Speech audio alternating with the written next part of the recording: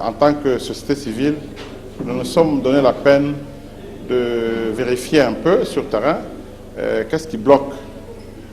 Moi, je pense qu'il y a quelqu'un qui assume cette responsabilité-là. D'abord, il y a le ministre qui est en charge des baux à loyer, qui était à l'époque au Koyangi. Aujourd'hui, c'est Thomas Louaka, je pense, qui fait l'intérim.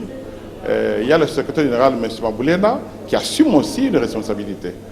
Parce que quand vous lisez dans la loi, il est dit qu'il faut 6 arrêtés. Je crois l'article 4, l'article 6, 9, 16, 33 et 35. Le secrétaire général devait être à mesure de proposer ces projets-là au ministre. Jusque-là, ça fait 4 ans. Il est secrétaire général. Nous avons comme l'impression que ce n'est pas sa préoccupation.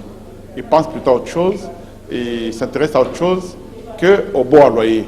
Ce qu'il faut qu'aujourd'hui, quand vous allez dans des communes, chaque commune se comporte à sa manière. Chaque service de l'habitat se comporte à sa manière. Ils font office de baux à loyer et bon, ils perçoivent de pénalités qui sont des compétences de la DGRAD et chacun met ça dans sa poche. Et puis, ils sanctionnent quand ils veulent. Les bourgmestres des communes s'en mêlent.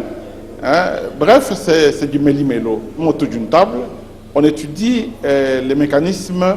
D'abord, on évalue qu'est-ce qu'il y a eu depuis qu'il y a 4 ans qu'on a promulgué la loi. Un, deux, qu'est-ce qu'il faut faire pour que, éventuellement, la loi soit d'application.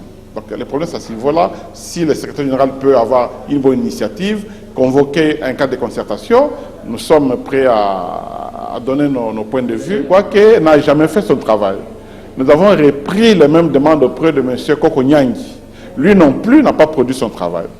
Et c'est comme ça qu'on s'est rendu compte que nous avons des ministres qui viennent que pour faire les figurants. Bref, c'est comme ça que nous avons pensé que si le CG aussi ne veut pas être appelé un figurant, nous lui demandons de convoquer un cadre de concertation qui peut, n'est-ce pas, siéger et évaluer d'abord les 4 ans qu'on a échoué, raté, et puis voir ce qu'on peut faire. Et donc,